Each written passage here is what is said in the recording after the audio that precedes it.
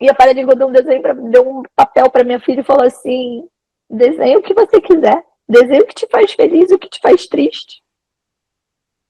A minha filha desenhou, gente, eu, meu marido, nosso filho e ela, que faz feliz. E desenhou num outro papel o pai dela batendo nela, que era o que deixava ela triste.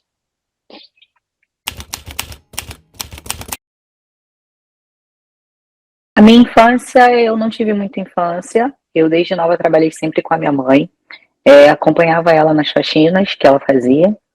E trabalhava no salão com a minha mãe, na limpeza, fazendo unha, fazendo cabelo, no que aparecia. Até para ajudar a minha mãe a sustentar a casa, sustentar o meu irmão. Porque o relacionamento do meu pai e da minha mãe, a minha mãe se separou, eu era nova ainda, e a gente tinha um irmão pequeno. E meu pai deixou a gente numa situação muito difícil. E eu não tive infância, eu não tive muita adolescência. Eu trabalhava com a minha mãe para ajudar a sustentar a casa e tudo mais. A separação do meu pai e da minha mãe foi muito complicada. A minha mãe descobriu que o meu pai atraía, tinha outro relacionamento e outro filho vindo do relacionamento que ele estava. E aí a separação foi bem conturbada. O meu pai utilizava o meu irmão para poder chantagear minha mãe ou querer saber da vida da minha mãe. Utilizava o meu irmão que ele era uma criança e aí por troca de lanches ou brinquedos ele conseguia saber das coisas da minha mãe. Eu ficava naquele jogo de entre meu pai e minha mãe, era muito complicado, mas sempre ao lado da minha mãe por saber tudo que meu pai estava fazendo. A gente não teve, eu não tive muita adolescência, eu tive que ter responsabilidade muito nova para poder ajudar minha mãe a levar uma casa, uma mãe solteira naquele período de divórcio e tendo uma casa para sustentar sozinha, tendo meu irmão que começou a ter problemas também psicológicos devido a tudo que estava passando pelo meu pai, pela alienação que meu pai estava fazendo. Então foi uma adolescência e um relacionamento final dos meus pais que foram bem complicados. Na minha adolescência eu conheci vários rapazes, me relacionava com vários rapazes, conheci, normal, coisa de adolescente, até que em 2021 não, 2012, eu conheci o pai da minha filha, eu tinha 17 anos na época, trabalhava com a minha mãe no salão da minha mãe, e estudava à noite, e ele vendia água com o pai dele, tinha um depósito de água, a gente se conheceu por um acaso, morávamos na mesma rua, e aí começamos a ter um relacionamento que depois dele não conheci mais ninguém, foi dos meus 17 aos meus 24 anos com ele. Então eu não tive a fase de adolescência de sair com os amigos, 18 anos é boate, essas coisas assim, eu não tive isso. Foi dos meus 17 aos meus 21 anos dentro desse relacionamento. Eu conheci meu ex através de rede social, a gente se seguiu e começamos a conversar. E vimos que tinha em comum as nossas ruas, que ele morava na mesma rua que eu morava numa rua, ele morava uns 2, 3 minutos a mais, na rua mais à frente, e aí a gente começou a conversar, eu trabalhava no salão da minha mãe, ele vendia água com o pai, a gente começou a conversar, conversa vai, conversa vem, a gente começou a namorar em 2012, e dentro desse relacionamento, a gente começou a namorar no dia 3 de outubro de 2012, e no dia 25 de outubro, era aniversário dele, e eu dei uma televisão para ele, começo de namoro, tudo maravilhoso. E eu recebi o primeiro tapa no meu rosto, dentro desse relacionamento que estava iniciando, devido a eu ter deixado. Eu não lembro na época se foi a televisão que eu dei para ele que caiu, ou algo da televisão, algo do tipo, mas eu recebi o primeiro tapa dele, a primeira agressão, a primeira violência, com dias namorando, no rosto, na frente da irmã dele. Foi aniversário dele. Eu dei uma televisão de presente e a gente subiu com a televisão, só estava na casa eu, ele e a irmã dele, e abrimos a televisão, ele super empolgado, porque a televisão dele era antiga, de tubo ainda, e estava começando a ter a moda das televisões mais finas. E eu, para querer agradar e tudo mais, eu dei a televisão, subimos para a casa dele, é uma lance de escada bem grande, e lá dentro a gente abriu a televisão, e aí na hora que a gente estava pegando, né, o aparelho, eu não lembro se foi a televisão que eu deixei cair ou se foi alguma peça da televisão, algo do tipo assim, mas ele logo em seguida ele me deu um tapa no rosto, bem forte. A irmã dele ficou paralisada, olhando para minha cara. Ele, em segundos, viu o que ele tinha feito e eu fiquei paralisada. Eu comecei a chorar. Ele me pediu desculpa, falou que não sabia o que estava acontecendo, que aquilo não era normal dele, que nunca mais iria acontecer. E eu, por achar que aquilo era normal, mesmo não sendo normal, e era muito nova, perdoei, até porque era no dia do aniversário dele, e seguimos com o relacionamento. O meu relacionamento com ele foi sempre meio conturbado. Ele é uma pessoa complicada de se lidar, ele é muito maravilhoso na rua com as pessoas, mas dentro de casa sempre brigas e xingamentos. A família dele também são pessoas bem complicadas, onde tinha muita briga entre seus pais, ao ponto de tacarem coisas dentro de casa um no outro, xingamento, e sempre por conta de contas. Os motivos eram contas pessoais, contas dentro de casa, dinheiro, a pessoa sumia o dia todo, não tinha contato, e era muito complicado isso. Ele é o tipo de pessoa que não gosta de receber não, ou não dar agora, ou vamos ter que esperar. Ele gosta das coisas que sejam feitas em cima da hora, do jeito dele, da maneira dele. Então as brigas eram bastante por conta disso. Ele é o tipo de narcisista controlador, que gosta de te controlar. Então ele controlava a minha vida financeira, ele controlava os meus trabalhos, ele começou a controlar as minhas contas, minhas amizades. Eu não podia ter muita amizade. Dentro da família, eles são proprietários de igreja, e era muito complicado porque eu tinha que seguir o padrão da igreja. Então eu não podia fazer tatuagem, eu não podia me arrumar, eu não podia usar alguma roupa muito curta, porque tecnicamente para eles você não vai para o céu por conta disso. Então eu era bem doutrinada da maneira do que eles me lapidavam a ser. Eu com 18, a minha mãe engatou num novo relacionamento com o meu padrasto, e resolveram comprar uma casa e morarem juntos. E a minha mãe estava muito feliz, eu fiquei muito feliz pela minha mãe, porque meu padrasto para mim é como se fosse um pai, é uma pessoa que eu posso contar o tempo todo, até devido a todo o sofrimento que a minha mãe passou com meu pai. E a minha mãe seguiu a vida dela, e eu aluguei uma kitnet bem pequenininha do lado da casa da minha mãe, onde ela morava antes de mudar, e fui morar sozinha. Trabalhava de dia, estudava à noite. Meu antigo relacionamento, meu ex-marido, ele tinha muito problema familiar, e por ter muito problema familiar, acabou vindo morar comigo.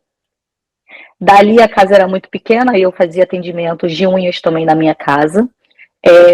Fomos mudar para uma casa maior, e a manipulação começou mais ainda, porque eu não tinha ninguém em volta de mim, e ele meio que me isolava da minha família. Eu não podia comparecer a festas familiares, eu não podia ter muito contato com a minha mãe, porque ele não gostava.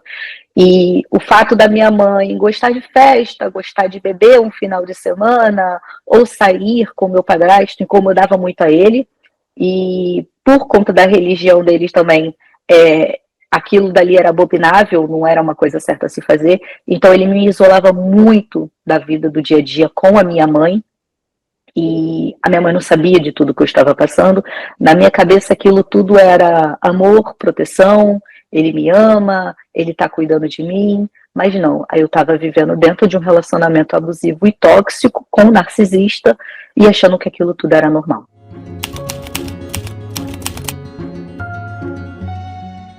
O tempo foi passando, o nosso relacionamento continuando.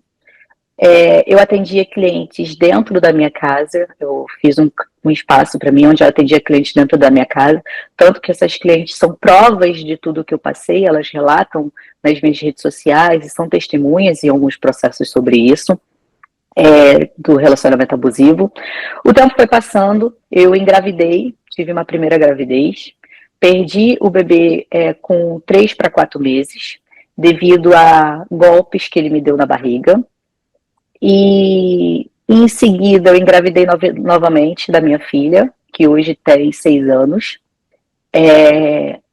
As agressões sempre continuaram dentro do nosso casamento, do nosso relacionamento. Eu não casei no papel, a gente só simplesmente moramos juntos. Mas ele sempre foi agressivo, eu sempre sofria xingamentos, ameaças, tapas. Dentro de um dos episódios, ele pegou um cabo de vassoura e deu com um cabo de vassoura no meu braço, onde eu tenho fotos sobre esse acontecimento, e relatava a uma amiga particular tudo que eu passava. E E ela sempre muito preocupada, perguntando se era aquilo mesmo que eu queria, né, para minha vida, e eu falando que achava que ele ia mudar, que ele vai mudar, que Deus vai transformar, que quando a gente casa é para sempre. E eu estava cegamente cega por tudo que eu estava passando. A violência continuou cada vez mais, até a perca dessa criança que eu tive, de 3 a 4 meses. Tive um aborto espontâneo. Um mês depois eu engravidei da minha filha, que hoje tem 6 anos. E a violência passou de ser para mim, também para minha filha. E isso foi muito complicado, porque os primeiros meses da minha filha foram bem conturbados. Ela nasceu com alguns probleminhas de refluxo e tudo mais. E conforme o tempo foi passando, ela foi crescendo, as agressões começaram a ser com ela, com puxões pelo braço, jogar no sofá, gritos. E ele não me ajudava muito dentro de casa, só tinha apoio da mãe dele, da irmã ou da minha mãe, como me ajudavam para tomar conta da minha filha. Em inúmeros episódios onde eu atendia dentro da nossa casa, ele não queria tomar conta porque estava jogando videogame, eu simplesmente tinha que ir para a rua ou para um futebol com os amigos e me deixava sozinha com a minha filha, as minhas clientes que me ajudavam quando não dava para a mãe dele ou a minha mãe ficar com a nossa filha. Inúmeras vezes eu ia no mercado sozinha, com minha filha no colo, com bolsas de mercado, e enquanto ele estava em casa deitado, porque ele não queria me ajudar, em um carro parado na garagem. Foi uma fase da minha vida muito difícil, e ao mesmo tempo que eu queria sair daquele relacionamento no qual eu pedia a separação, a gente se desentendia muito, a gente brigava muito na frente da nossa filha, por mais que ela fosse uma criança pequena, ela já presenciava essas agressões, tanto visualmente como fisicamente, porque ela também sofria essas agressões. Chegou ao ponto extremo das nossas discussões dele vir com uma faca de cozinha atrás de mim e eu me trancar no banheiro. E foi aí que resolvemos realmente que não tinha condições de estar junto. Esse episódio a minha filha não estava com a gente, não estava em casa, graças a Deus, mas foi bem assustador porque ali eu vi que realmente o perigo que eu estava tendo, que estava acontecendo, até porque as agressões eram na frente dos familiares dele. Avó, tio, irmã, tia, todos os familiares, inclusive eles conversaram comigo, com ele várias vezes sobre o nosso relacionamento, sobre as agressões dele, e ele sempre falando que iria mudar, mudava por uma semana, mas logo retornava a ser agressivo do jeito que era. Chegou ao ponto dele, teve a perca da avó dele, e ele começou a tomar um remédio. Ele fez uma consulta com um psiquiatra e começou a tomar um remédio clonazepam. E a psiquiatra deu um tempo, né, para ele tomar esse remédio, porém ele continuou tomando por conta própria, comprando medicamento e tomando, e foi cada vez mais piorando. E aí, no final do meu relacionamento, do qual a gente realmente se separou, foi muito difícil. Eu fui expulsa da casa do qual a gente morava, era um apartamento da tia dele. Eles me expulsaram. Me deram 3 dias para sair do apartamento com a minha filha. Eu liguei para pedir para ficar dentro da casa porque eu não tinha para onde ir. Simplesmente o que ela falou para mim é: problema é seu. Pegue a sua filha e suma com as suas coisas de dentro da minha casa. Eu dou 3 dias porque senão eu vou colocar tudo na rua. E um dos episódios que mais me dói é que eu fui com o meu padrasto, né, em fazer a devolução da chave. Eu consegui uma casa na mesma rua. Conversei com a proprietária da casa, expliquei a situação. E ela deixou eu entrar dentro da casa, sem pagar depósito, era para ir pagando aos poucos. E quando eu fui fazer a devolução da chave com o meu padrasto para ele, ele simplesmente virou e falou: bem feito, eu vou te encontrar numa lata de lixo, eu vou te botar no lixo, na rua, eu vou fazer um inferno na sua vida. Pode ser até meu último suspiro, mas eu vou fazer um inferno na sua vida. E eu vou olhar, analisar a casa agora para ver se você não roubou nada. Como se eu fosse uma ladra. E fizemos um tour pela casa da tia dele, entregamos a chave. O meu padrasto, ele ficou estarrecido com o que estava acontecendo. Foi quando eu realmente abri o jogo para minha mãe e falei tudo o que eu tinha passado naqueles 9 anos de relacionamento. A minha mãe não sabia de nada, nenhum familiar meu sabia de nada, os familiares dele que sabiam de tudo, eu escondia da minha mãe. Eu fui expulsa de uma casa com a minha filha, com dívidas até o teto, com meu nome sujo até o teto. Não tinha nem acesso à minha conta, porque ele que tinha acesso às minhas contas. E quando eu fui ver, eu não tinha dinheiro nenhum. Eu tive que realmente refazer a minha vida com a minha filha. E foi tudo muito difícil no começo, era muito dolorido. Eu cheguei a dias de não ter o que comer dentro de casa. E aí eu ia para casa da minha mãe para dar o que para minha filha comer, mas eu não chegava em nenhum momento assim falar: mãe, eu preciso de comida, eu não tô com comida, ou eu tô tendo dificuldade. Eu sofria calada. Eu atendia as clientes e cheguei ao ponto de cobrar R$ 20 para fazer uma unha de acrigel, falando que era promoção, mas aquela promoção era um desespero para eu poder comprar o que a minha filha comer. E ali eu atendia 4, 5 clientes no mesmo dia, ia para o mercado e dava prioridade às coisas da minha filha e não para mim. Eu comprava o Danone dela, o arroz, o feijão, a mistura, e as coisas foram melhorando no decorrer do tempo. Eu consegui sair dessa casa que eu morava, até porque ele me perseguia na porta da minha casa, ele sondava de noite, ele trocava de carro com amigos, ele aparecia na porta do meu trabalho. Na época eu atendia na minha casa e atendia também em um salão dentro do shopping da nossa região onde eu morava, e ele por inúmeras vezes passava na porta do salão com a atual namorada dele. E chegou até uma das vezes dele passar, a minha filha tá com as outras manicures do lado de fora, e quando ela viu ele, ela entrou em desespero e correu para dentro da esmalteria e lá do salão, e as meninas falaram: a sua filha, ela entrou em desespero porque ela viu o pai, e ele olhou para a cara dela bem sério, bem com cara de raiva. Dentro do meu relacionamento de 9 anos, foram inúmeros episódios de agressões, xingamentos e tudo mais. Dentro dos episódios, teve uma vez que a gente estava na casa da avó dele, a gente tinha um costume de comer todo domingo na casa da avó, e durante uma discussão entre mim e ele me empurrou muito forte no sofá. O tio dele ficou olhando para mim, né, sem entender muita coisa, mas não se meteu. A avó dele também ficou olhando, mas também não se meteu. Aquele empurrão foi muito forte. De uma outra vez, de um outro episódio, foi o da vassoura, que ele me bateu com um cabo de vassoura no meu braço, que eu tirei foto na mesma hora. Durante uma montagem das cadeiras do espaço onde que eu atendi em casa, a gente começou a discutir por conta de dinheiro, por conta de valores, né, de contas que iriam vencer. E ele simplesmente pegou e tacou a cadeira em mim, tacou a cadeira nas minhas costas, e depois me deu um chute na barriga. Esse chute também acabou que eu tive um sangramento, eu tive um problema de sangramento, eu fiquei sangrando durante alguns dias, e tive que ir para o médico, fui para o médico, fiz tudo, fiz os exames, graças a Deus estava tudo bem, só foi realmente por conta do impacto do chute. E outras vezes foram na rua, na frente de amigos, xingamentos, mandando eu calar a boca, ou eu que eu era muito burra. O problema de eu ter vindo de comunidade era porque eu vim de comunidade, eu era muito burra, eu era pobre, e então ele também tinha esse estrutural preconceituoso de quem é de comunidade, quem é negro. Ele é muito homofóbico, então quem é negro também, tanto ele quanto a família dele, os parentes também não gostam de gente morena, de gente escura.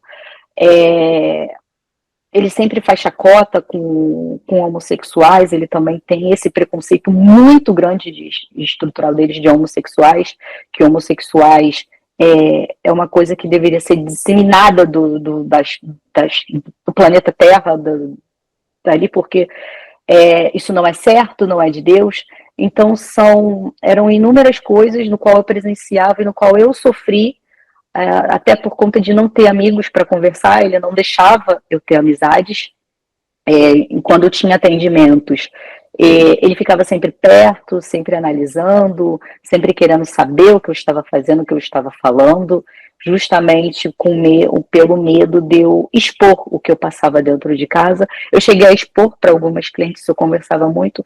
Engraçado que, por eu ser manicure, eu escuto muitas histórias, e aí as clientes era o contrário, elas ouviam a minha história. e me alertavam, isso não está certo, você quer viver nesse relacionamento, pega a sua filha que a gente cuida, e inúmeras vezes eu colocava, né, jogava minha filha num bebê conforto, onde as minhas clientes ajudavam e me davam sugestões e dicas de que aquele meu relacionamento não estava certo, era muito abusivo, e me ajudavam com a minha filha para eu poder ter o dinheiro para pagar as minhas contas. As nossas contas eram todas divididas. É um tipo de relacionamento que eu não podia falar, olha, a conta vence amanhã, mas eu não tenho R$ 10, você pode colocar? Não. Se eu não tenho os R$ 10, eu tenho que dar o meu jeito, eu pego emprestado com alguém ou vendo algo meu. Mas de me ajudar ou de pagar algo para mim, isso não acontecia. Foi um dia do aniversário de uma grande amiga minha. Eu fui para a casa dela, foi aniversário dela, e voltei para casa. Ele em casa, a gente já estava naquele meio de separação, cada um dormindo em um quarto. E eu cheguei da casa da minha amiga, e ele pegou meu telefone, a gente tinha um grupo de pessoas e tudo mais, e ele viu o número de um amigo lá que tinha mandado mensagem, que no dia seguinte eu ia fazer um curso e todo mundo estava marcando o café da manhã. Ele simplesmente veio para cima de mim falando que eu já estava traindo ele há muito tempo e me xingando de diversas coisas, e eu tentando mostrar para ele, explicar que aquilo era um grupo de pessoas do curso do qual estava todo mundo marcando de tomar café da manhã. Ele não quis ouvir. Ele cegamente foi na cozinha, pegou uma faca, e eu vi que quando ele pegou a faca, eu corri pelo corredor e me tranquei no banheiro e comecei a gritar, pedir socorro, e ele tentando esmurrar a porta e não conseguiu. E aí ele ligou para a mãe dele, e a mãe dele mandou ele se retirar de casa. Ele pegou algumas coisas dele, se retirou de casa, foi para a rua. De manhã cedo ele acordou, de manhã cedo ele retornou, era 6 e pouquinho da manhã, pegando as roupas dele e falando que o nosso relacionamento tinha acabado. Eu também falando já que o nosso relacionamento já não dava mais, que já tinha acabado, que a gente já não tinha mais nada. E ele pegou a nossa filha, que estava na casa da mãe dele, falou que não iria me devolver, e pegou algumas coisas dele e falou que aquilo ali já não dava mais. Eu também falei que aquilo ali já não dava mais, já era o fim. E em seguida, na parte da manhã ainda, a tia dele me ligou, pedindo o imóvel novamente de volta, que ela não ia deixar, que ou eu continuasse com ele, ou eu separaria e teria que sair do imóvel. Eu falei para ela para eu pedir para eu continuar no imóvel, porque eu tinha minha filha e tinha um espaço já adequado, que a minha filha estava acostumada juntamente com o meu trabalho, e ela falou que não, que o problema era meu, que eu me virasse, eu morasse na rua, debaixo da ponte, o que quer que seja, mas que uma vez que eu não tivesse com o sobrinho dela, não tinha o porquê eu estar ali, porque eu ia levar outros machos para dentro de casa, e isso não era certo. Então, ela me deu 3 dias para eu sair do imóvel, e se eu não saísse, ela ia jogar minhas coisas na rua. Eu tentei novamente falar que eu tinha minha filha, que eu tinha a minha filha e tal, que eu não podia ir para a rua, até por conta da minha filha. Ela falou que aquilo ali era um problema meu, que ela não tinha nada a ver com isso. Foi quando eu achei o outro imóvel na mesma rua, e a minha filha estudava ali na mesma rua também, e eu consegui conversar com a proprietária e fiz a minha mudança.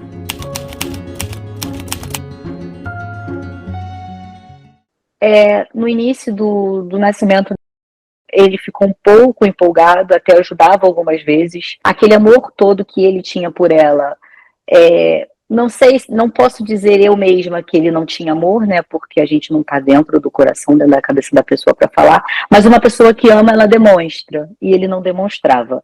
Ele só queria rua, queria amigos. Começou a trabalhar no aplicativo, no qual passava noites e noites virando trabalhando nesse aplicativo. Um tempo depois eu descobri que não era questão de trabalhar com aplicativo. Ele tinha um amigo no qual eu trabalhava junto, e eles iam ficar com mulheres na madrugada ao invés de trabalhar no aplicativo. E quando ele retornava de manhã, falava que o aplicativo não estava tão bom ou algo do tipo, e eu tinha que trabalhar para correr contra o tempo para fazer um dinheiro a mais para pagar as contas de casa. E, inclusive, uma das minhas clientes era amante dele, eu descobri isso tempos depois também.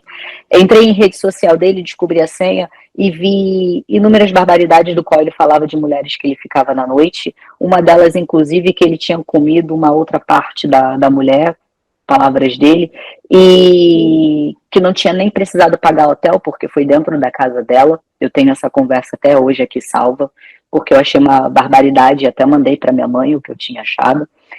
Outras mulheres do qual ele fez coisas absurdas e que ele contava para os amigos como se fosse uma vitória, como se ele fosse campeão. A relação dele com a nossa filha, conforme no decorrer do tempo, ela foi crescendo cada vez mais. Não tinha figura paterna dentro de casa. Ele sempre bem ignorante, castigo e bater, né, nas pernas e nos braços dela.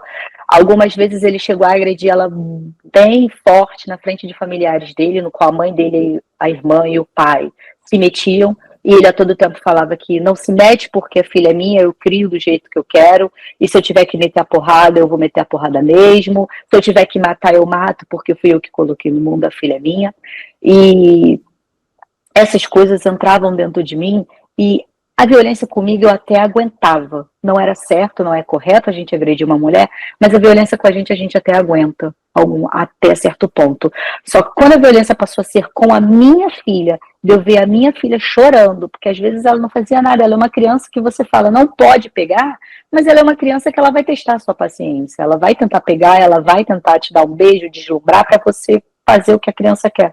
Mas com ele não tinha. Com ele eram agressões, eram xingamentos, eram tapas nos braços e nas pernas, na frente dos familiares, na rua, na frente de quem quer que seja, e ai de quem se metesse. E isso foi no decorrer do tempo todinho, durante e após o nosso relacionamento, o nosso término. As agressões com ela pioraram, porque pelo fato dele não conseguir mais me atingir, de estarmos separados, as agressões foram pior com a minha filha, por ele saber que fazendo com ela, ele conseguiria me atingir. O começo foi muito difícil, eu tive que pegar rapidamente um frete, a gente tentou economizar o máximo possível, e a minha mãe e meu padrasto juntamente me ajudaram a fazer essa mudança para essa outra casa que eu tinha alugado.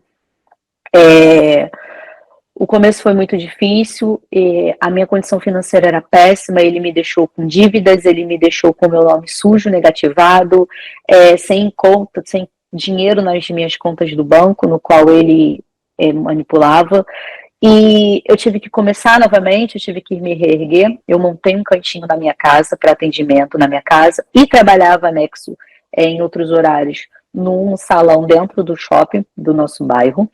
E aí eu conciliava os horários e atendia lá e atendia na minha casa.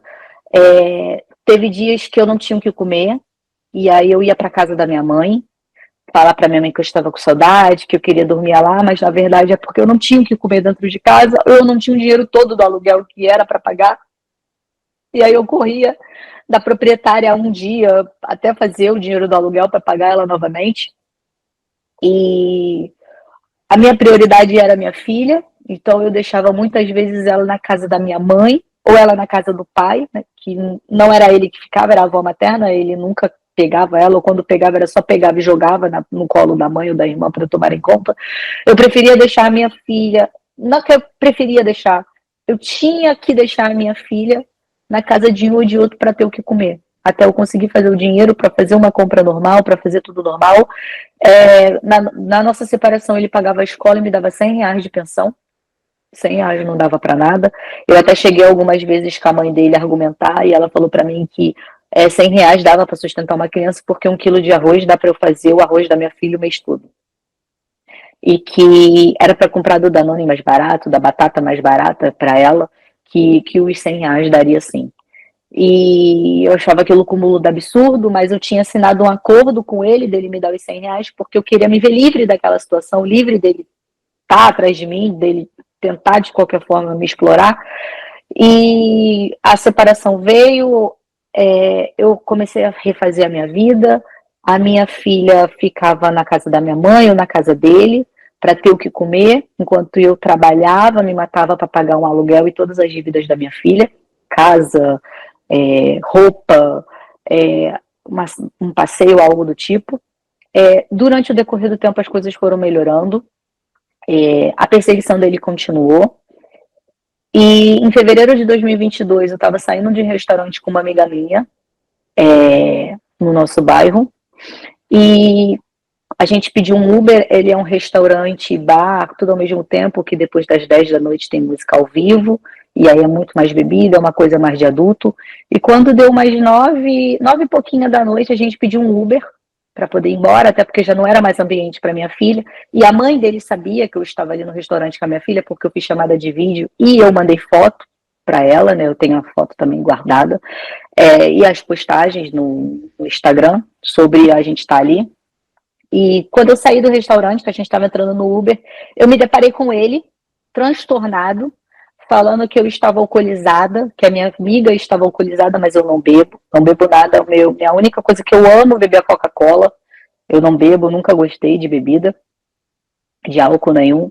E ele veio fortemente segurar pelos meus braços, tentar arrancar minha filha do meu colo, e a minha filha começou a gritar. As pessoas em volta olharam, não fizeram nada. Passou uma viatura na hora no qual a minha amiga começou a gritar desesperadamente, mas a viatura estava toda fechada e o som na rua, e a gente não conseguiu chamar a polícia. A minha amiga, juntamente comigo, durante ali o transtorno dele, conseguimos ligar para a mãe dele gritando no telefone que não era para ele estar ali, que era para ele sair dali, que eu não estava fazendo nada. E ele continuou me pegando fortemente pelo braço, me puxando, ainda puxou um pouquinho meu cabelo por trás. E quando a gente tentou entrar no Uber, ele fingiu que estava armado. Ele tem mania de colocar a carteira na frente, né, do short, e fingiu que estava armado. O menino do Uber ficou com muito medo, assustado, e foi embora, cancelou a nossa corrida. E em seguida, eu gritando com a minha amiga, pede outro Uber, e a mãe dele gritando no telefone que era para ele sair dali, e ele transtornado, me xingando, fazendo vários xingamentos de tudo.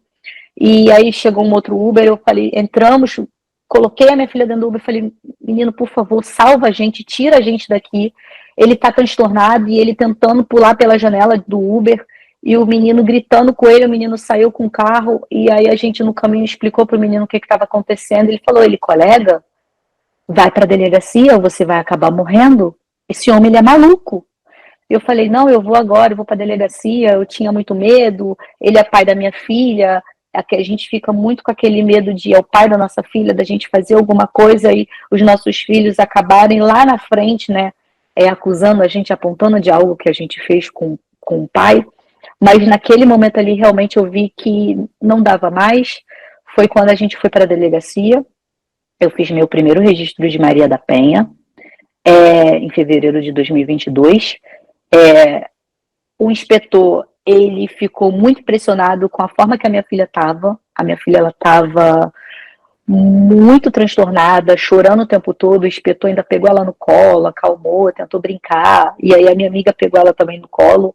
Eu fiz o registro de ocorrência. O inspetor, ele me deu um papel de corpo de delito. E logo em seguida eu soube que eles estavam indo na delegacia, que a mãe dele me ligou e falou assim, onde você tá? Eu falei, eu tô na delegacia, porque eu vim denunciar o seu filho, porque o que ele fez foi inaceitável dessa vez. E em questão de minutos, porque é tudo muito perto, eles foram para a delegacia, a mãe, a irmã, o pai e ele. A mãe dele ainda tentou invadir a delegacia para me bater. Ficou gritando, ficou do lado de fora gritando que ia me pegar. Eu vou te pegar, você não vai ficar o tempo todo aí. E eu falei com o inspetor foi e deu um grito neles, falou que se eles continuassem ali, eles iam acabar sendo presos em flagrante, que o delegado, o plantonista dali da noite já estava chegando. E eles foram rapidamente embora, porque a tia também ligou e falou que se eles continuassem ali, ele ia acabar sendo preso por tudo que aconteceu. No dia seguinte eu fui para o IML, Instituto Médico Legal, fiz o corpo de delito, no qual constatou a agressão, constatou a marca, eu tenho esse documento, e aí deu início ao processo da minha primeira Maria da Penha contra ele, em paralelo ao processo de guarda, onde ele inventava 300 mentiras. Eu não podia estar em um lugar com a minha filha que tivesse uma música ao vivo, que ele dizia que era boate e que eu não poderia estar ali com uma criança. Eu não poderia ir para nenhum lugar, nenhuma festa de amigo, porque ele se dizia que era uma prostituição adulta, que a minha filha não era para estar ali. Eu não poderia ter uma amizade, porque as amizades influenciariam no futuro da minha filha. Então era muito complicado isso. Ele tentava manipular o tempo todo, como ele não conseguia me manipular, ele tentava manipular a vida da minha filha para tentar me atingir.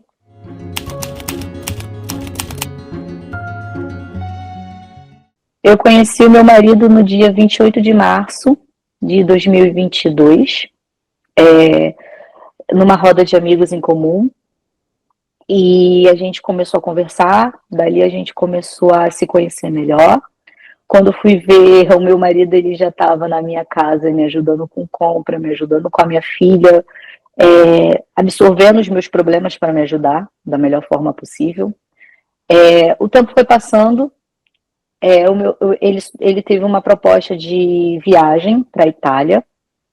Ele foi nessa proposta de viagem em abril de 2022 e o nosso relacionamento continuou. Ele continuou mesmo de longe me ajudando em tudo.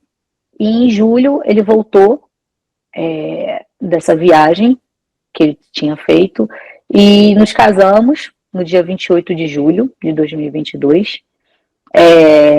Após o nosso casamento, ele me deu uma casa, ele fez o quarto que a minha filha queria, o quarto dos meus sonhos. Ele se desfez do escritório dele de trabalho e fez o quarto da minha filha.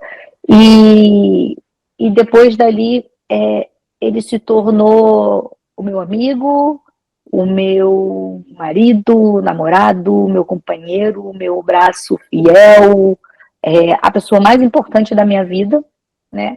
Porque ele sabe de todas as dores que eu passei durante, após a separação, após o tempo que ele estava distante, mas ele sabia tudo o que eu estava passando, todas as perseguições, né, do pai da minha filha. E quando ele voltou, que a gente se casou, ele me abraçou a causa, abraçou a minha filha como filha, nunca deixou nada faltar pra gente. Pelo contrário, ele realmente fez um papel de homem, de pai. A minha filha enxergou no meu marido um papel. Meu marido teve um papel fundamental na vida, tem um papel fundamental na vida da minha filha, porque ela enxerga o meu marido como pai, e isso acarretou num processo de alienação parental, que ele me colocou aí em 2022, de que a minha filha, eu estava influenciando a cabeça da minha filha, pela minha filha chamar o meu marido de pai, dentro do processo de guarda, e teve um estudo psicológico dentro do processo, em 2022 e 2023, que a psicóloga da justiça constatou que ele era agressor, ele era agressivo com ela, onde a minha filha falou as agressões que ela sofria, onde ele admitiu que fazia as agressões como forma educativa, como forma de punição, de educar a minha filha, e mesmo assim a justiça ainda continuou com a guarda compartilhada, ele continuou as perseguições comigo, continuou tentando atormentar a minha vida de todos os jeitos e sempre com alguma piada de que iria acabar com a minha vida. Eu conheci meu marido em março, e em julho a gente se casou, eu tive meu casamento no civil, e fui morar com meu marido nos deu uma casa maravilhosa, ele montou o quarto da minha filha como minha filha sempre sonhou, e aí que começou mais ainda as perseguições, porque o narcisista, ele quer dominar o tempo todo. E quando ele vê que ele está perdendo esse domínio, como ele já tinha perdido o domínio comigo, e estava perdendo o domínio de controlar a minha vida através da minha filha, as coisas passaram a ser piores. A minha filha começou a sofrer mais. Ele não pegava a minha filha, eram os dias dele pegar, mas quem pegava sempre era a mãe e a irmã, porque ele nunca foi um pai presente depois da separação. Ele já não era antes, e depois da separação ele piorou mais ainda. E aí entrou em um outro relacionamento, tinha os amigos, tinha tudo. Ele se dizia um bom pai para as pessoas, era do tipo de pai de pegar, levar no McDonald's, numa outra lanchonete da vida, tirar uma foto e postar aquela foto como se fosse o melhor pai do mundo, como se fosse presente. Mas presente mesmo era eu e meu marido, meu marido é quem compra roupa, quem leva para a escola, quem passa a madrugada quando ela está doente acordado juntamente comigo, é quem está ali preocupado no estado emocional dela, é ele quem está ali do meu lado o tempo todo quando a gente precisa, é quando tem que comprar alguma coisa para minha filha, ele é o primeiro a se prontificar, e tudo isso Para o pai dela, que é um narcisista, que queria manipular, é muito difícil aceitar. Meu marido, ele não queria fazer a figura de pai, ele só queria estar ali para ajudar. Porém, como o pai não era presente, ele acabou sendo essa figura para minha filha paterna. Ela chama o meu marido de pai. O amor dela com ele é imensurável. Eu acho que ela até ama mais o meu marido do que a mim. A figura de pai para ela dele, nesse momento, é muito forte. E isso que acaba acarretando nas diversas agressões físicas, psicológicas, emocionais, e tudo que eu e minha filha passamos e a gente está passando até agora. Após a nossa separação e que eu fui morar novamente sozinha e ter a minha vida, ele trocava os carros, ele sempre pegava o carro emprestado de alguém, ficava na porta da minha casa, chegou a algumas vezes me ligar e perguntar o porquê que a luz da minha varanda estava acesa, ou porque a luz da minha sala estava acesa em um determinado horário. Chegou algumas vezes do qual eu saía muito cedo para trabalhar, ou eu chegava muito tarde do trabalho, no qual ele estava na esquina da minha casa, dentro de carro desconhecido, para poder ver com quem eu chegava ou quem saía. Algumas vezes os amigos dele me ligavam alertando, algum conhecido dele, de que ele estava com um carro X, um carro determinado.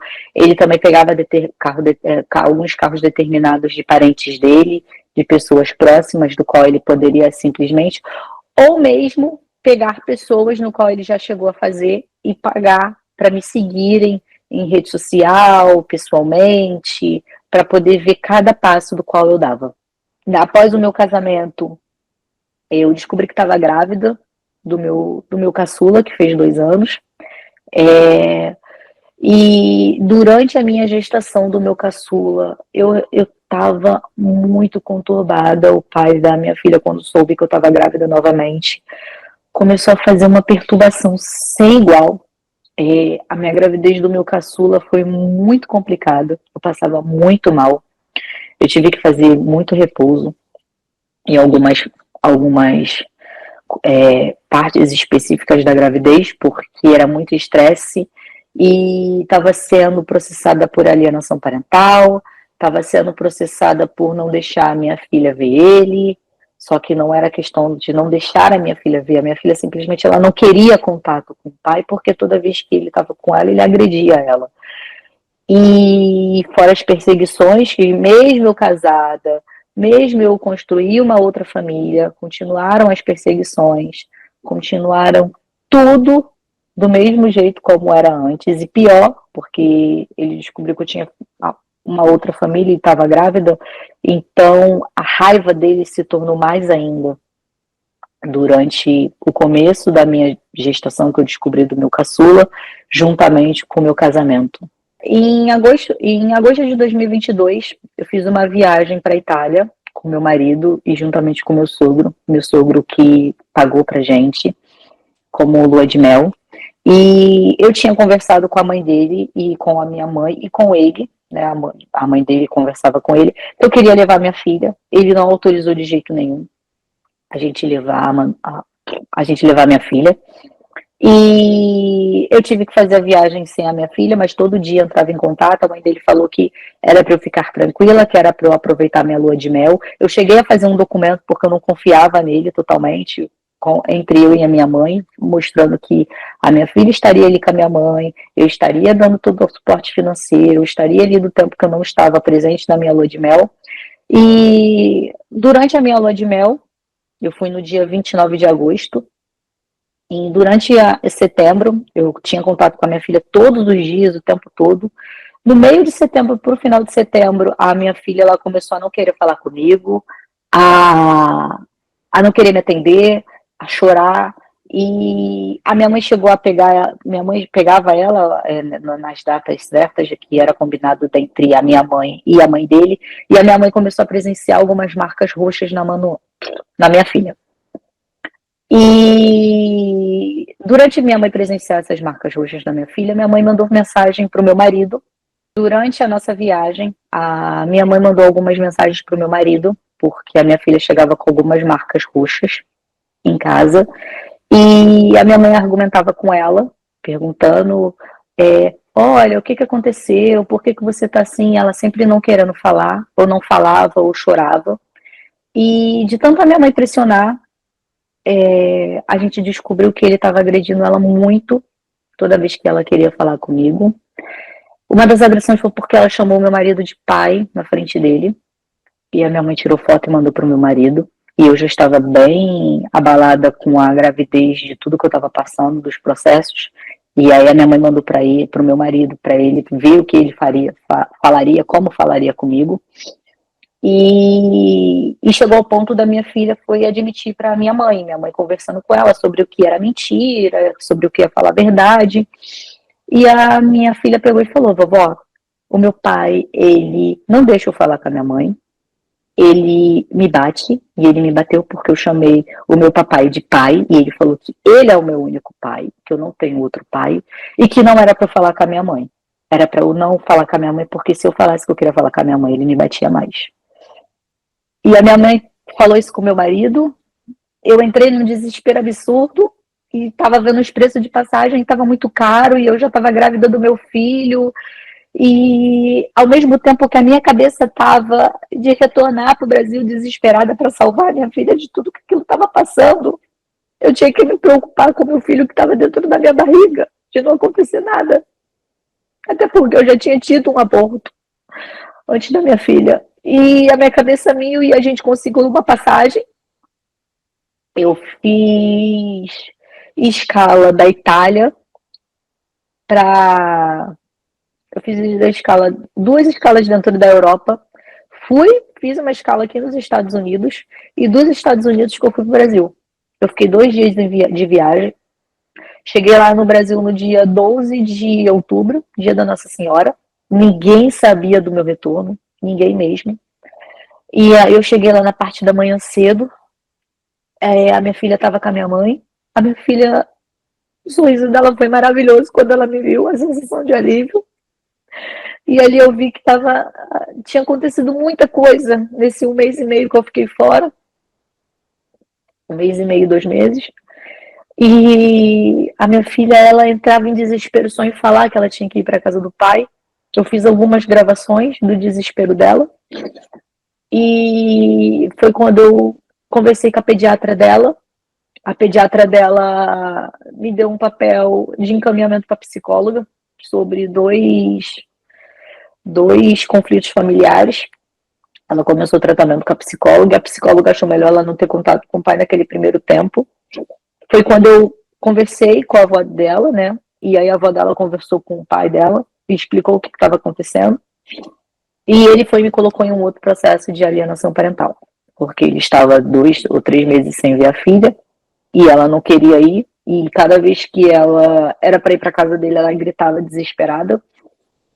E o tempo foi passando, eu comecei a responder esse processo também de alienação dentro do processo de guarda, e já passavam de 400 páginas o processo de guarda, porque tudo que eu fazia, qualquer lugar que eu ia, qualquer coisa, e inclusive no dia da minha viagem, ele entrou com um pedido de guarda unilateral, falando que eu tinha abandonado minha filha, e isso porque eu tinha conversado com a mãe dele mandou eu ir tranquila que não ia acontecer nada. E ele entrou com um pedido de guarda unilateral e alegava para minha filha que eu não ia mais voltar, que eu tinha arrumado outra família, que eu não queria mais saber dela. O passar do tempo com a psicóloga, a minha filha foi melhorando o convívio, mas ela não queria saber do pai. Algumas vezes a avó chegou aí na porta da minha casa para pegá-la, mas ela gritava muito desesperada de não querer ir. E outras vezes ele gritava falando que era para ela obrigada a ir sim, que ela não tinha vontade, que ela mesmo gritando ela tinha que ir. E eu não deixava. Eu acho que independentemente dela ser uma criança, ela tem que ser ouvida e tem que ter a vontade, não que seja uma criança mimada de ter vontade de fazer, não, mas ali era um caso grave que a gente estava vendo do desespero dela. Eu comecei a gravar e essas gravações eu anexei no processo da justiça. E para mostrando tudo o que estava acontecendo, Porém, é muito difícil a nossa justiça ouvir a gente e dar uma guarda unilateral, ouvir realmente o que está acontecendo, mesmo até com parecer psicológico de que ele era confesso de que agredia. Continuou a manutenção da guarda compartilhada e eu sendo obrigada a mandar minha filha, mesmo não querendo mandar, mas eu era obrigada, porque senão eu respondia a um outro processo, né, de não cumprimento da lei. E as coisas foram se agravando mais. Eu tive meu filho no dia 28 de março de 2023.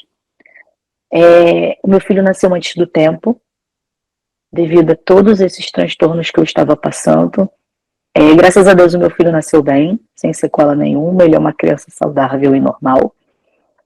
Mas as perseguições continuaram, tudo continuava, eu não estava vendo proteção nenhuma. Durante o nascimento do meu filho, a gente teve 2 audiências de Maria da Penha, que foram de fevereiro de 2022, do fato que aconteceu em fevereiro de 2022. Eu tive 2 audiências de Maria da Penha, no qual eu não fui citada, não fui localizada, ninguém entrou em contato comigo. A primeira foi no começo de março, e a segunda foi no começo de abril, mas eu estava internada, porque eu tive meu filho. Eu soube dessas audiências uma semana depois de retornar para casa. Eu fui assim que eu cheguei em casa e soube dessa Maria da Penha que teve a audiência, porque ele mesmo colocou no processo de guarda que ele tinha sido inocentado e eu não entendi. Eu fui com meu marido e com meu filho recém-nascido no fórum, né, de violência doméstica, e o que eu ouvi da defensora foi: não vai adiantar nada, não tem nada que você pode fazer, perdoa o pai da sua filha, o processo já está arquivado e ninguém vai conseguir desarquivar. E aquilo ali foi um golpe, porque eu já tinha inúmeras fotos dele andando com uma faca dentro do carro, de vários dias diferentes, sempre na porta do meu trabalho ou na porta da minha casa. E cheguei aí na delegacia questionada, ele tá andando com uma faca, de eu ter medo, e a delegacia falou que não podia fazer nada a não ser que ele tivesse feito alguma coisa, porque não é crime andar com uma arma branca. E que ela ali não diria nada. E eu sei do que ele é capaz, eu sabia do que ele é capaz, eu sabia do que ele era capaz de fazer comigo, eu sabia do que ele era capaz de fazer com a nossa filha, porque ele já estava muito violento da minha filha ter várias marcas roxas pelo corpo, e eu também tenho as fotos, a gente também anexou no processo da justiça de guarda, e mesmo com o processo de guarda andando, mesmo com tudo, eu vi que não estava adiantando, e em 2023, final de 2023, depois desse relatório psicológico, no qual ele admitia que batia, e eu vi que a justiça não fez nada, eu tive que um pouco aceitar a situação e comecei a tentar levar para um lado melhor e tentei fazer um acordo com ele. A gente programou uma viagem para abril de 2024 para Disney. Realmente era só uma viagem a passeio, realmente era só uma viagem para ficar aqui alguns dias e depois ir embora. Eu fiz um acordo com ele sobre as guardas e cancelamentos dos processos da alienação parental, um cancelamento de tudo, em troca dele me dar o passaporte, e em troca dele assinar o documento para ela vir. E ele aceitou. Fiz a renovação do passaporte da minha filha, fiz a renovação de tudo. E os dias foram passando, eu estava fingindo que tudo estava normal, porque ou eu fazia desse jeito, ou ele não cedia os documentos, ele não queria me dar os documentos dela, de passaporte, nem renovação, nem nada. E aí, quando ele me deu o passaporte, me deu a renovação, aí sim eu comecei o processo novamente, pedi a guarda unilateral, expliquei para a justiça o que estava acontecendo, que eu tive que ceder naquela fase, por conta de tudo que eu estava passando, não era da minha vontade de ceder, eu estava sendo forçada a ceder para ele me dar a documentação dela. E a justiça até então não andou. Chegou no dia 28 de março, foi um ano do meu filho, 2024, a gente fez a festa e tudo mais. Dias antes, no dia 26, eu tinha levado a minha filha na pediatra porque ela se encontrava com febre. E a pediatra prescreveu uns remédios e me deu uma receita de antibiótico, caso precisasse entrar, até porque era próxima viagem. Dia 28 de março foi aniversário do meu filho, no dia 31 era aniversário da irmã dele, e eu já tinha acordado deles pegarem ela para poder passar o aniversário com a tia, porém ela se encontrava muito febril, e aí ele combinou comigo de pegar ela na sexta e me entregar no domingo, no dia 31. E quando ele foi para pegar, eu falei com ele, falei, olha, eu não acho legal pegar porque ela tá com febre, ela não tá legal. E aí começou uma discussão já pelo telefone, porque ele falava que era direito dele pegar, porque ele era pai, porque ninguém vai mandar, porque eu não estava cumprindo com a lei, e eu fui obrigada a deixar minha filha retornar. Horas depois ele me ligou, falando que a febre dela tinha aumentado, falando que não dava para ficar com ela. E aí a gente falando por telefone, por mensagens do WhatsApp, e aí ele me ligou, pedi para ela, faz o seguinte, ou você leva ela para o médico, ou você me traz ela porque eu levo ela. E ele não hesitou em 2 vezes e levou ela para mim. Quando ele chegou na porta da minha casa, a minha filha estava muito mole e com muita febre, e ela já tem histórico de convulsão por conta da febre, e eu tenho muito medo disso. E eu peguei ela no colo e comecei a debater com ele na porta da minha casa, que ele era irresponsável, que ele tinha que ter levado ela para o médico, tinha que ter dado a medicação, porque ele não deu nem a medicação de febre. E nessa hora ele pegou, me entregou ela no meu colo, pegou uma faca na porta do carro dele e apontou a faca para mim e falou, eu vou te cortar todinha e morto não fala. Eu vou acabar com isso rapidinho, morto não fala. E eu dei um grito, eu dei um pulo para trás, a minha filha no meu colo, vendo aquela cena, eu fechei meu portão rapidamente, liguei, corri para minha sogra, liguei para o meu marido, porque ele estava trabalhando, falei o que tinha acontecido, ele até saiu do trabalho dele mais cedo, e eu falei para ele, eu tenho que ir na delegacia, mas se eu for na delegacia agora, ele não vai deixar eu viajar.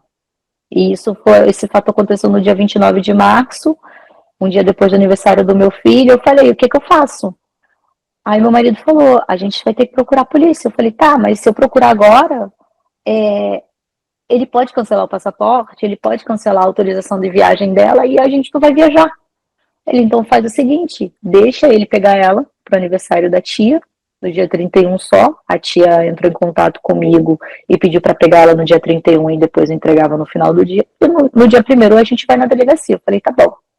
Desse jeito eu fui na delegacia no dia 1º, a inspetora me atendeu, eu expliquei a situação e pedi para a inspetora, sim, não chamar ele naquele momento, porque ele poderia implicar com a minha viagem, ou nem entregar minha filha de volta, para poder não viajar.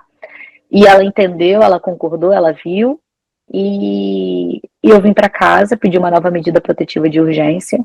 Eu vim para casa e a gente fez a viagem para cá, para os Estados Unidos, no dia 3 de abril de 2024, que foi ano passado.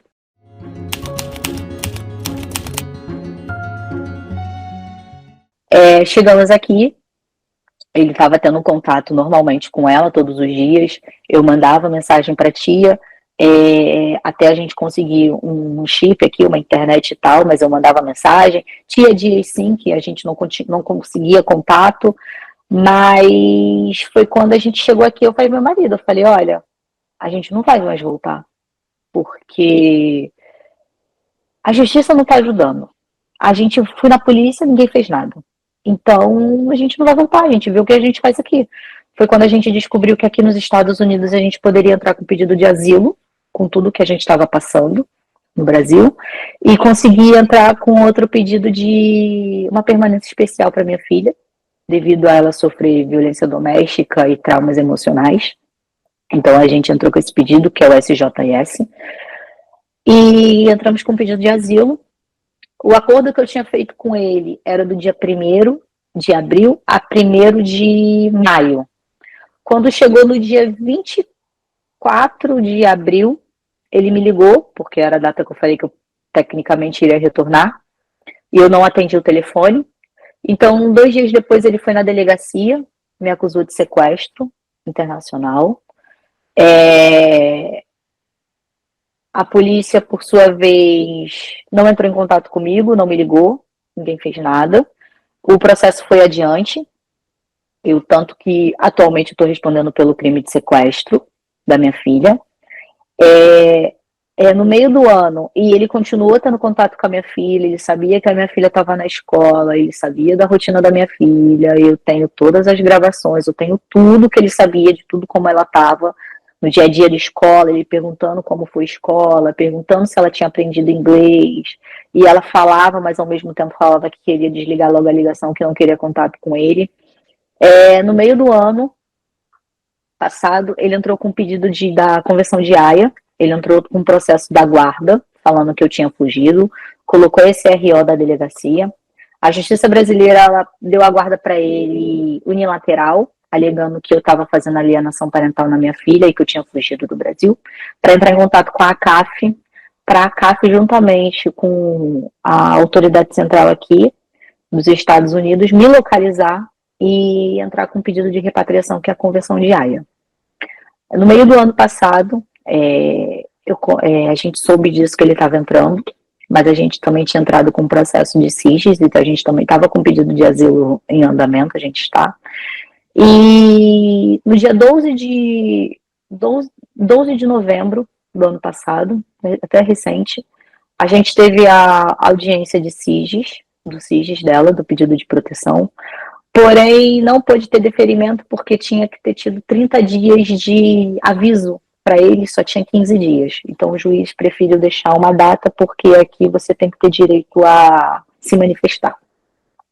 Quando saímos da audiência do SIGES dela, eu e meu marido recebeu uma ligação de um policial, perguntando se eu era a mãe da... e falando que a minha filha tinha sido levada pela polícia. Eles pegaram ela da escola e a polícia pegou ela na escola e levado ela para a corte de Los Angeles, no qual eu não tinha acesso à minha filha. E perguntou se a gente estava em casa. A gente falou que não. A polícia foi pedir pra gente deixar, pra gente vir para casa, porque o meu passaporte, o passaporte dela tinha que ser apreendido. E a gente veio para casa correndo. E quando eu cheguei na porta da minha casa, chegaram as 4 viaturas. E eu pensei que pelo menos eles iam me dar a minha filha ali e só pegar meu documento, mas não. Eles só pegaram meu documento. E eles não me disseram onde a minha filha estava. E a gente correu rapidamente para a corte. Chegamos lá uns 5 minutos atrasado, mas a juíza estava esperando. Eu vi o pai dela numa tela, com uma advogada. A juíza não deixou eu ter acesso à minha filha. E ali a juíza explicou que eu estava sofrendo um processo de convenção de Haia, onde eu tirei a minha filha de forma ilegal do nosso país e trouxe para cá. E eu desesperada, porque eu só queria saber onde estava a minha filha. E a juíza perguntou se eu queria tempo para ter advogado, e eu falei que sim, porque eu não sabia nem o que era aquilo, eu não sabia o que estava acontecendo. E aí a autoridade central deu para a gente um papel com uma relação de números de advogados, e inclusive no meio dessa relação tem os advogados pro bono, que são advogados gratuitos aqui. E a gente começou a ligar, e eu pedindo para a juíza o tempo todo para ver minha filha. Foi então que a juíza deixou a paralegal trazer a minha filha, mas a paralegal não podia sair de perto da gente. Era a gente respirar, a paralegal estava do lado. E a paralegal deu um papel para minha filha e falou assim: desenha o que você quiser, desenha o que te faz feliz e o que te faz triste.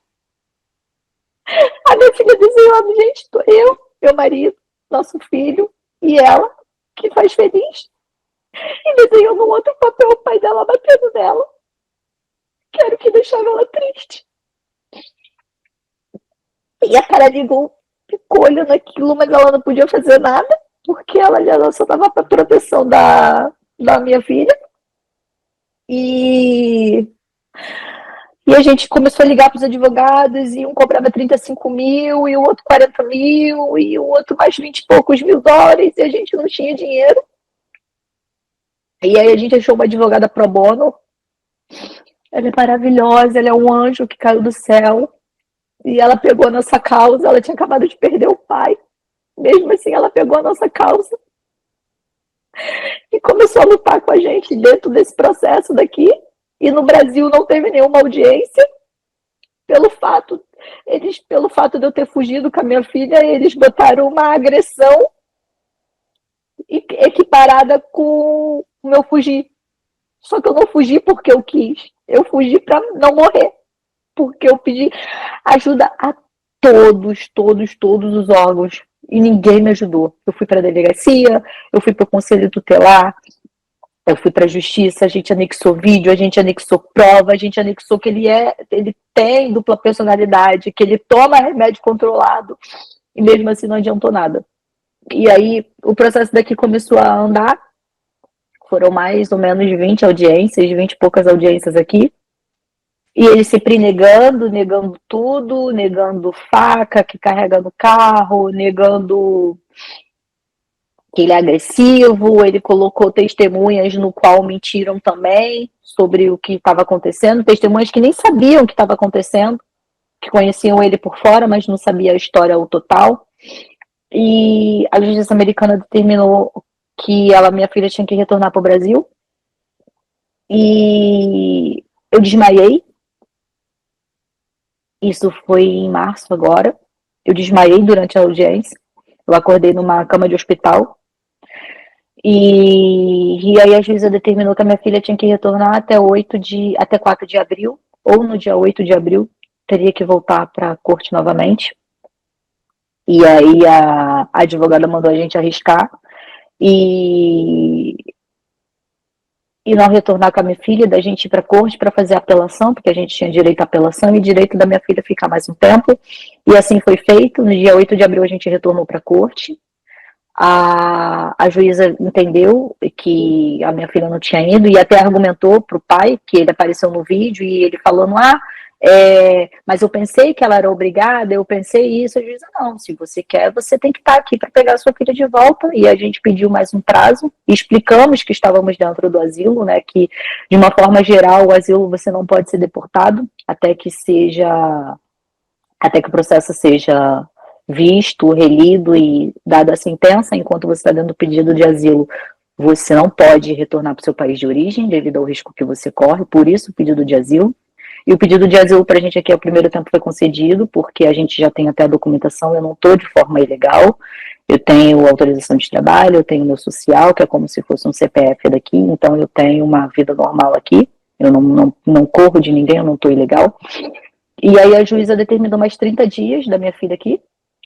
Eu pedi para a juíza para eu falar, eu falei com ela tudo o que eu estava passando, de todo o sofrimento que era ver as audiências, uma pessoa mentindo, e você sabe que a pessoa está mentindo, que por mais que todas as autoridades achem que ele está falando verdade, que ele é o santo, eu sei, foi o que eu falei com a juíza, eu sei o que eu passei, a minha filha passou esse tempo todo.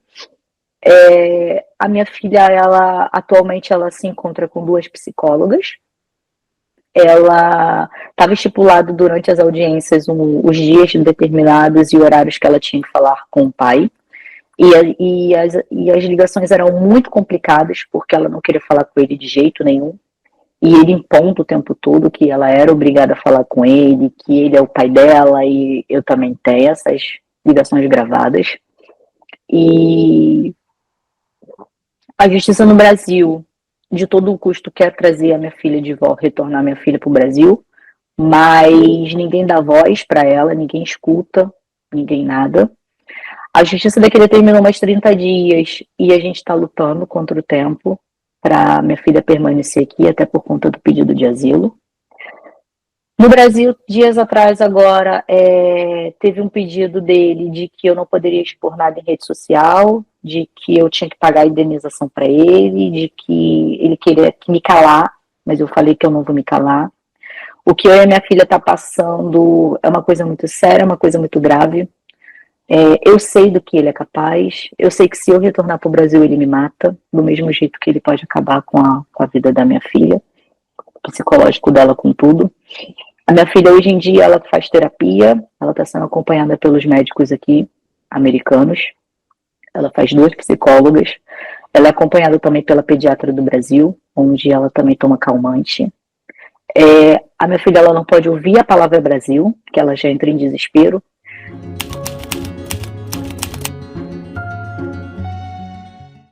Entrou num processo novamente de fazer xixi na cama, de falar sozinha, de não se socializar. Ela estava tendo amiguinhos aqui, mas depois que isso tudo aconteceu, ela regrediu um pouco de tudo que a gente já tinha conseguido avançar com ela. E é muito difícil porque a gente pede ajuda para todo mundo. Eu conheci inúmeras mães que estão passando pela mesma coisa que eu.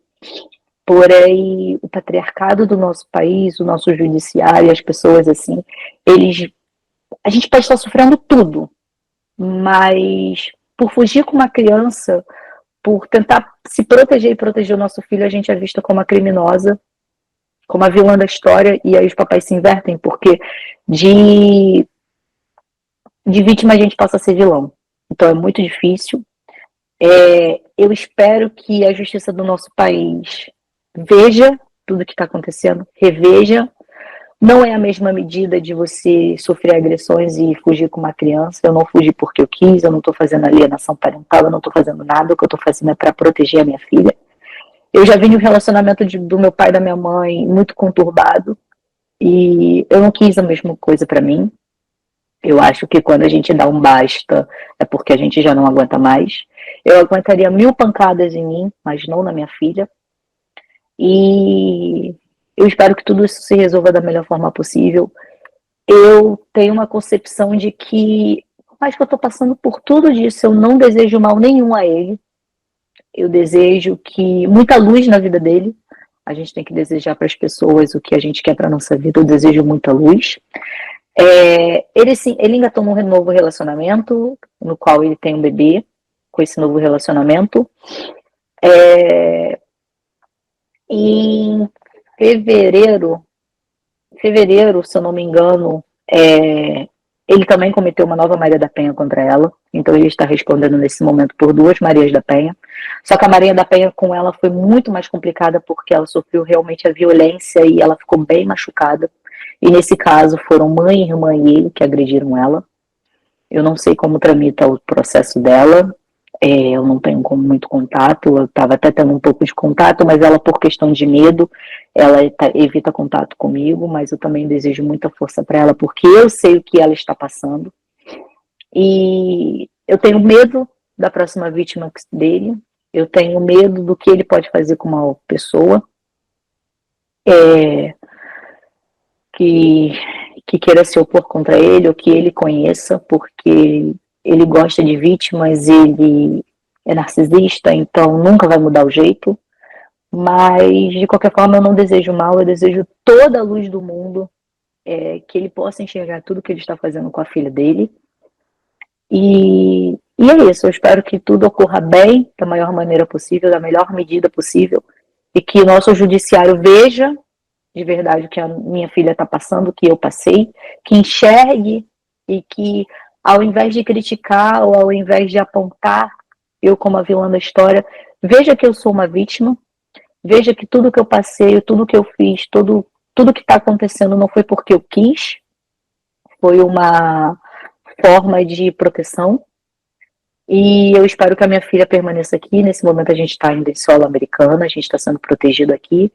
Eu espero que assim a gente permaneça e que eu consiga dar a proteção que a minha filha precise para ela crescer, não sem essas recordações, porque é impossível, são coisas que já estão na memória dela, ela mesma, para juíza, para promotora, para tudo, ela fala, ela narra os fatos do que ela presenciou, com detalhes, e ela narra o ocorrido da faca, de que o pai coloca a faca na cintura, quando ele tinha que deixar ela na minha casa, ou quando a buscava, ela narra isso bem perfeitamente, ela aponta os detalhes, mas eu quero que a minha filha cresça o máximo possível sem os traumas. Então é isso que eu espero nesse momento.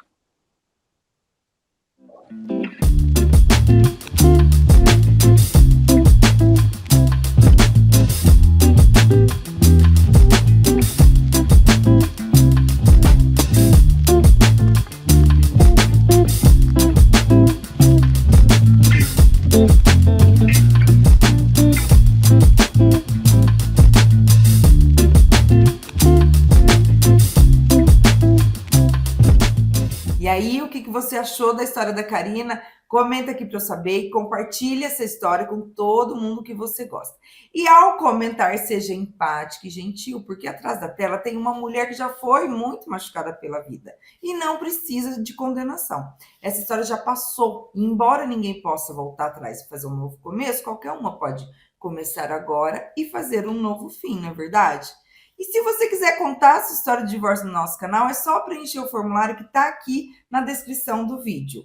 A próxima história é da Kelly, que teve que ver a amante participar da festa de família. Vocês podem imaginar o que ela passou. Então, para não perder, já se inscreva agora no canal e ative o sininho. E ele dizia que tudo em mim era ruim, tudo em mim era feio, meu sangue era ruim, meu nome era ruim, minha aparência era ruim, minha família era ruim, tudo em mim era ruim. Estar comigo era ruim.